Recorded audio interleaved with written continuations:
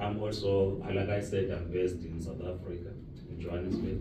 I'm the chairman of the Zimbabwe community in South Africa. Of course, you know lots of your relatives that are holders of the Zimbabwe exemption permits, which the South African government, they said they are coming to an end on the 28th of November 2025. People are busy applying for waivers.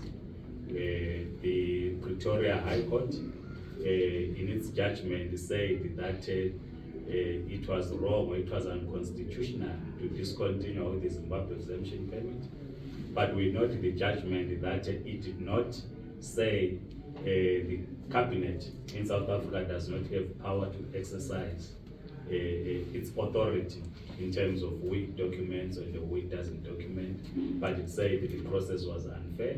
It then said that the minister needed to do consultations with the holders of Zimbabwe exemption permits, and that has not happened. We hope that the Minister of Home Affairs, Dr. Leon Striker, will make a statement on what will happen with the holders of ZEP.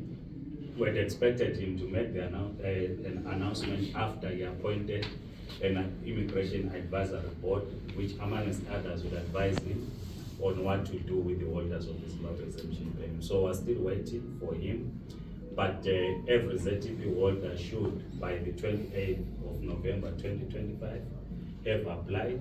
You also see on daily basis on social media, on your screens, where Operation Dudula, March to March, is preventing people to access health facilities. You saw Minister Mzembe here saying that saying that government of Zimbabwe will not cover medical bills for us that live in South Africa. We are working with others to establish what we call an immigrant health access fund, so that we try and assist